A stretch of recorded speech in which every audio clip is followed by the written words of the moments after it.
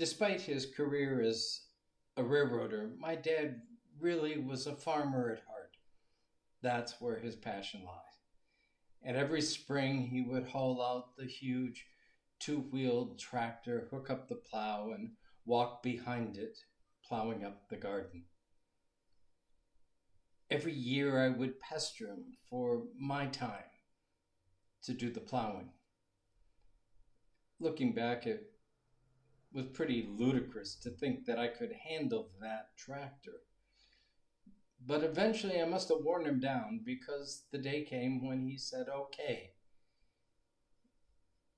And he walked behind me, his hands over my hands on the controls until I got the feel for it and discovered how fast I could go and still maintain some kind of control.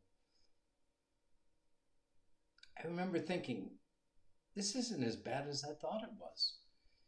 In fact, I was getting pretty good at it, I thought. I had to look and see what it was like. And so I turned around, and sure enough, it was a beautifully straight road. And when I turned back forward, I realized I just cut a diagonal across the garden, undoing all of my dad's work earlier. Learned a valuable lesson that morning. You cannot plow forward if you're looking backwards. Jesus uses that illustration in the Gospels. He has a young man coming to him and he calls for him to follow him. He said, but wait, I've got to go bury my parents. And Jesus says, if you're constantly looking back, you can't see where you're going. If your hand is on the plow backwards, you'll never plow a straight furrow. It's an important lesson,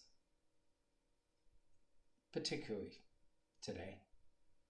I know it is for me. I mean, the temptation to look backwards as one reaches the end of a 43-year-old active ministry is tempting. But I learned a lesson not that long ago that has conditioned me as I've reminisced, if you would. When my mother was dying, every Wednesday I would go up to visit her.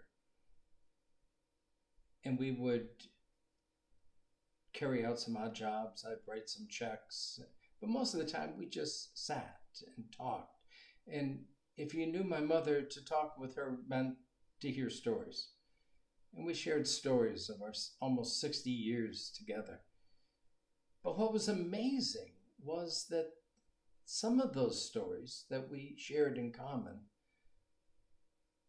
we remembered in such different ways that one even questioned whether we were at the same event or the same experience. And I remember challenging her a couple of times, thinking that it was onset dementia. She was 94 after all. And she simply would reply, so what? That's how I remember it. And that was usually the last word. I realized that our memories are conditioned by our age, where we were, our emotional status. It got driven home not that long ago again as I was preparing a sermon. I wanted to use the illustration of witnessing a particular sporting event during a college basketball playoff. And the memory was indelible in my mind. I mean, it was vivid. I could tell you where I was seated in the living room, who was with me, the size of the TV, the color of the carpet, the wallpaper. I could almost tell you what I was wearing. But I decided I better check the date, and so that I could be accurate in my storytelling. And when I did, I realized that my memory was totally off base because we weren't even living in that particular house when the event took place. And I've read since in journals that that is true of our memories. They are conditioned and they can't be reliable because we all remember from a particular perspective. It's what makes the statement, let's make America great again. Whose again?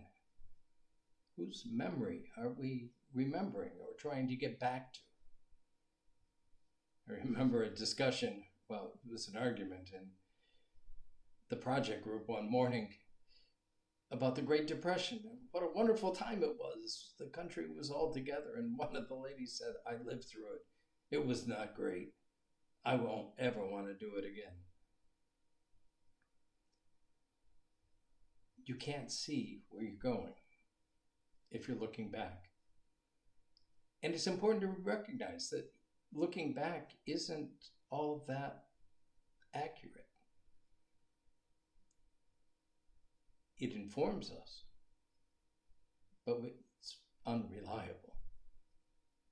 The past is past. Jesus is right. If we're going to follow, if we're going to go forward, the only opportunity we have to do anything is today. That's the gift from God. And the call to follow is a call that comes with a presence, the presence of God.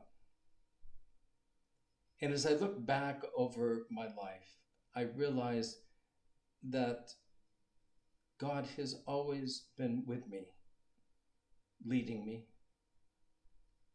particularly during difficult and challenging times, times of transition, times of crisis, times of sorrow and brokenness. Have I understood where God was taking me in those times? Rarely. Did I even like it? Nah, not much. But God never let go of my hand. Sometimes He walked with me, like a parent holding a young child. Sometimes He carried me when I couldn't walk anymore. Sometimes He held my hand like a lover, full of passion and grace. And sometimes He dragged me kicking and screaming on the path. But in all of it, He never let go of my hands. And that's the promise God makes to us as we look to the future. That despite what comes our way, God will be constant. This day and forevermore. As we plow forward, God's hands are over ours to make sure we keep going in the right direction. Thanks be to God. Amen.